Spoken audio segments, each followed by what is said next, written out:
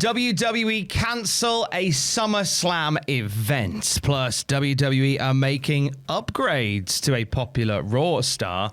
And WWE have had a full falling out with Travis Scott. It's all in the Cultaholic wrestling news right now.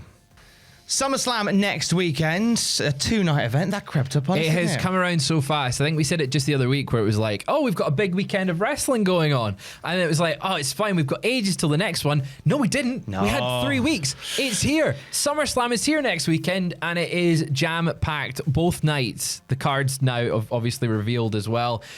But it looks like it was a little bit too packed. Little too packed. So WWE's plans to bring Tony Hinchcliffe back into the company have been scrapped as Late Night featuring Tony Hinchcliffe, which was planned for SummerSlam weekend, has been cancelled. Ticketmaster saying that refunds are being issued to those who bought tickets through them. PW Insider reporting that WWE cancelled the event and ticket sales have been light for the show. Yeah, I mean, after the online response to the WrestleMania one and the fact that it's not seen the light of day, really. But it was never going to. It was never going to, but they've really tried to not let it see the light of day. I'm not surprised that this one hasn't sold well.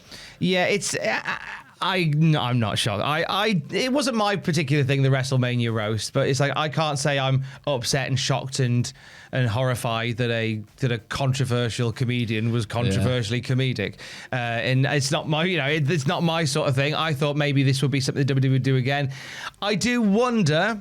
Actually, do you know what? In the wake of the news of Hulk Hogan, this being cancelled, I would imagine they've missed a few potential PR nightmares. I mean, that could be one aspect of it for sure. I think part of it also, as we said, the WrestleMania one didn't do critically that well, but people that attended as fans didn't have a positive response to it, so they didn't.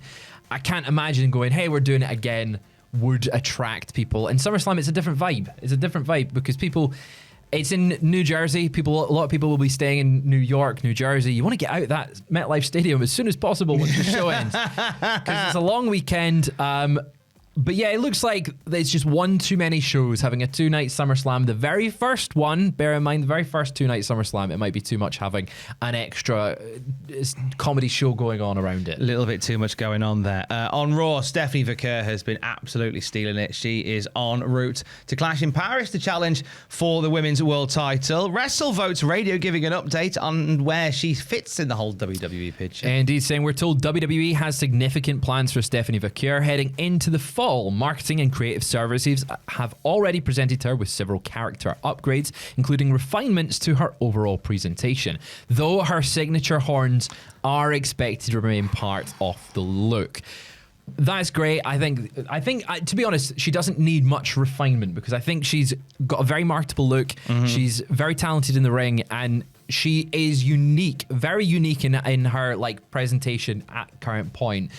I'm intrigued to see what refinements they'll make, though. Like whether that's in ring style, tweak little bits of your moveset, or whether it's like, hey, we're going to have a bigger entrance, or we're going to do something, give you more fireworks, or something like that. Yeah, whether they can just tweak bits like that. Because again, I think that as the character, as everything, I think it's magnificent. Where it mentions about the marketing services there, obviously new merch. I would imagine that somebody, maybe they're watching this now in a WWE office somewhere, looking at a Photoshop with a graphic that says bouncy bouncy on it and going, can we fit this on an XL t-shirt? Yeah. There's going to be a bouncy bouncy t-shirt. Shucky ducky quack quack. Oh, it's up. The Booker T's version is done. It's done. It's bouncy bouncy now, Fraser. Get with the times. That's very true. It's all about the bouncy bouncy. The bouncy bouncy, of course. Wade Barrett. I'm just pleased Dirty boy, naughty now. The company is getting behind her and giving her a push. I hope she wins that title in Paris, but the fact that marketing and creative are behind her possibly means she might. Yeah. They're actually giving her an actual big push backstage in the company. A big push for TNA this past weekend. Slammiversary in front of a record-setting crowd. The Observer say that AJ Styles was pivotal to that success, saying that before Styles was announced, they'd sold 4,423 tickets. They sold out or comped 2,621 more following his announcement. And I'm glad they announced announced it, it was because we had Carlos Silva tweeting out that it was going to be a phenomenal. It's like, oh, no, what he means there. And it was a lot of vague, and then they just went, yeah, AJ Styles is going to be a Slammiversary. Like, they just put it front and center there. Yeah, I'm kind of glad they did. They did help to that record-breaking crowd, but also the fact that they didn't announce what he was doing made it more fun. It led the speculation in the days between the announcement and the actual event. Obviously, we've got an incredible moment where he surprised Leon Slater in the ring at Slammiversary. That was so cool. He had his entrance music. I'm not surprised ticket sales went up through the roof when they were, we're getting AJ Styles back in TNA. As a TNA kid, that's amazing. It was such phenomenal. There you go. You did the thing. Yeah. It was a phenomenal moment for Leon Slater. We spoke about it this week. You can listen now on the podcast feed and our Patreon for the video version of my conversation with the new TNA X Division champion Leon Slater. Talked about how he was surprised by AJ Styles. We talked about what they talked about backstage. Yeah, of course. That lovely photo. Yeah. I asked him what you guys were talking about, so he's told me everything he talked about. Waffle House Order. Probably Waffle House Order. Muscle Man Malcolm, we love you, my friend. And in terms of what we can expect from him as X Division champion, and he gives some love to North Wrestling. Of course, where he's just finished a 700+ day reign as North champion. That's on the podcast feed and on the Patreon.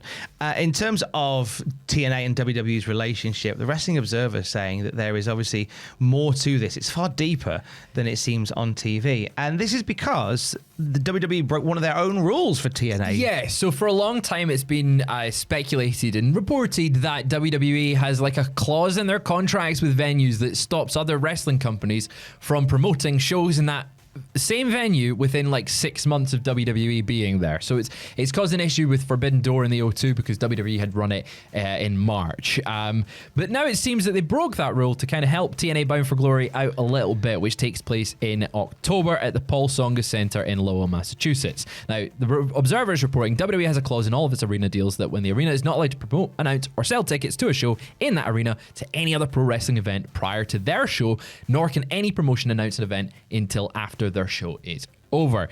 WWE has the building booked on the 24th of August, but TNA announced the show and will start sell tickets this coming week. So they waived the deal, they've allowed them to sell the tickets, and it looks like, obviously they would. It's a partnership, isn't it? They're mates. Yeah. They've given them mates rates. They are. It's kind of like a mates rates thing for them. And obviously on Raw this past week, we had...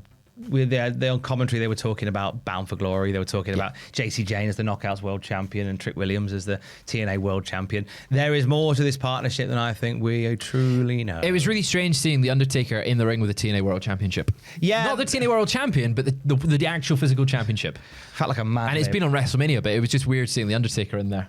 It's a weird time that we live in. Weird time that we live in. Weirdest WrestleMania moment was not the TNA title and Joe Hendry appearing, but it was Travis Scott who just sauntered out to disrupt the WrestleMania main event. Call it a run-in. It was a walk-in. It was a walk-in, wasn't it? Drew McIntyre recently called Travis Scott a piece of SH1T for screwing up Mania's main event during his appearance.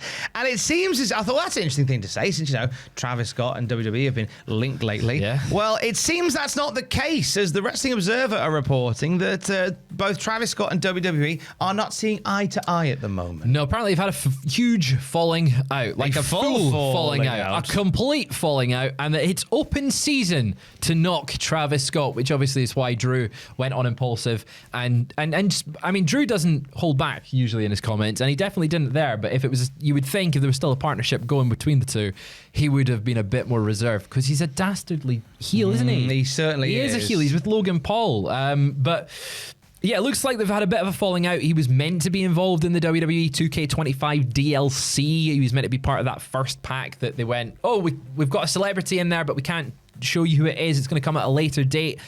Looks like that's been pulled. He's been replaced by El Grande Americano in the DLC. They've got now Aleister Black in the game. It looks like there's a lot of things surrounding Travis Scott that WWE have just gone, we're not doing that anymore. Which, will they ever show the main event at WrestleMania again? Well, you have to. I don't ever want to see it again, but will they just cut around it?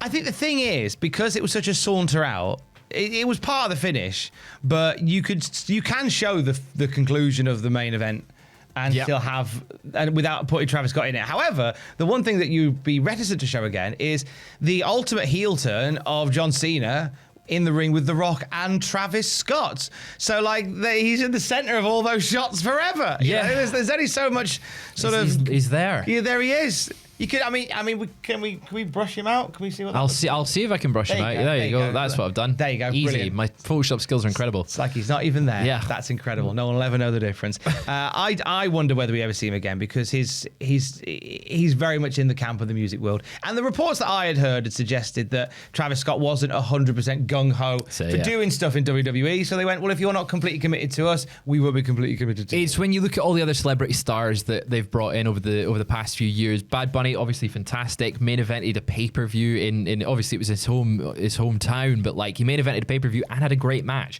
Logan Paul, people don't like Logan Paul, but he's quite good at it. He's come in, he's committed to it. Jelly Roll supposedly relocated to the Performance Center to help train for this match. Hit a black hole slam on SmackDown. So good. He seems invested. He seems like he's been a lifelong fan. So there's celebrities that are really benefiting the program.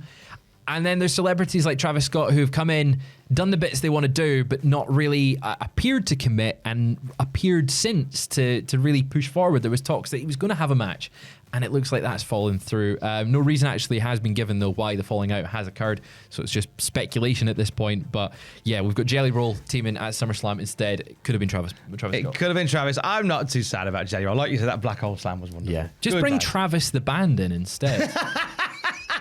That's all you need to do. Just replace one Travis with another Travis. And as this news floats like driftwood running underwater, Yeah. for the very latest at any time, you can check out cultaholic.com. Stay safe and love you. Bye.